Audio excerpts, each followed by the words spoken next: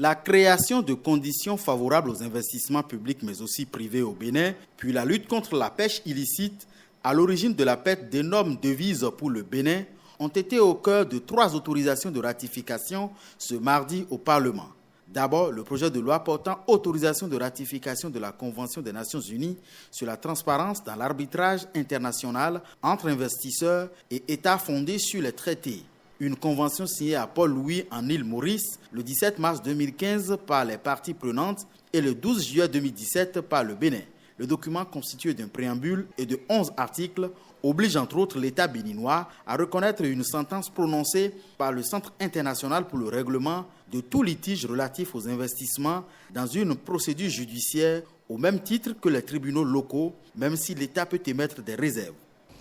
Avec le règlement sur la transparence, la Convention tient compte tant de l'intérêt du public pour ce type d'arbitrage que de l'intérêt des parties à résoudre tout litige éventuel de manière équitable et efficace. La Convention prévoit que le secrétaire général de l'ONU est le dépositaire par le biais du secrétariat de la Commission des Nations Unies pour le droit commercial international. En acceptant de ratifier cette convention, le gouvernement béninois voudrait témoigner de sa disponibilité à jouer la carte de la transparence lors des différends liés aux investissements à la faveur de la mise en œuvre de la loi sur le partenariat public-privé. C'est la preuve que le gouvernement actuel veut travailler dans la transparence. Reconnaissons-le. Il faut saluer cela.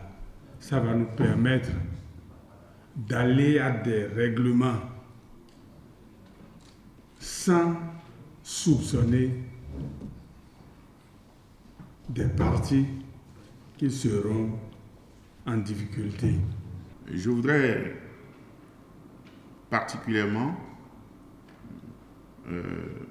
inviter mes collègues à ce que, sans état d'âme et sans traîner, que nous accordions nos voix pour autoriser la ratification de cette convention pour permettre de rassurer les nombreux investisseurs dont nous avons besoin, dont notre pays a besoin pendant cette période où le programme d'action du gouvernement a besoin d'importantes ressources, où une part belle a été faite au partenariat public-privé.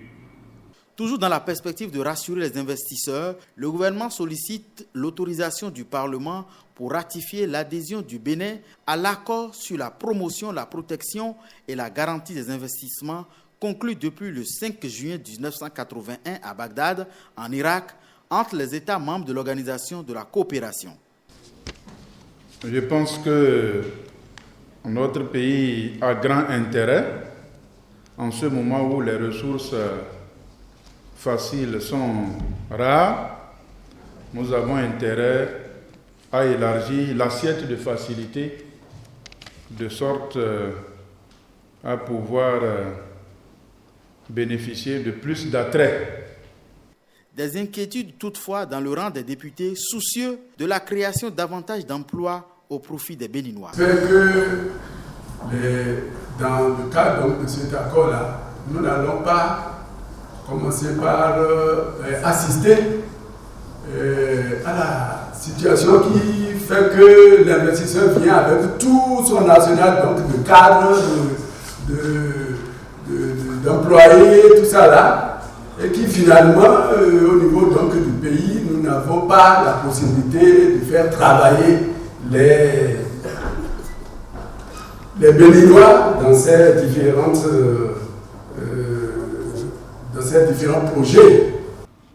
Je pense que l'objectif ici de cet accord que le gouvernement a soumis à l'Assemblée, c'est de faire en sorte qu'il y ait de part et d'autre des investisseurs. Que des investisseurs béninois aillent investir ailleurs et que ceux d'ailleurs aussi viennent investir ici.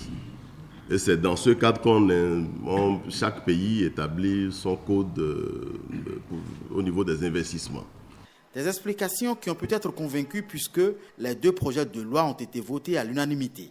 Un vote qui a aussi sanctionné l'issue de l'examen du projet de loi portant autorisation de ratification de l'accord relatif aux mesures du ressort de l'État du port visant à prévenir, éliminer, contrecarrer la pêche illicite non déclarée et non réglementée signé à Rome en Italie le 22 novembre 2010.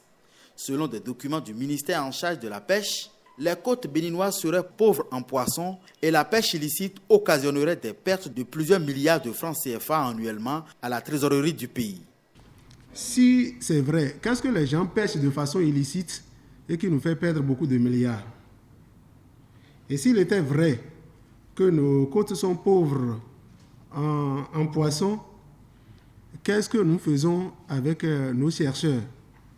Est-ce que nous allons toujours nous laisser à la nature et ne pas confier des travaux aux chercheurs pour corriger ce phénomène?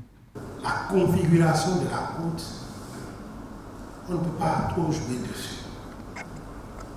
Mais lorsque ça nuit, on apporte des solutions pour se protéger contre l'érosion. C'est ce que nous faisons avec les épis.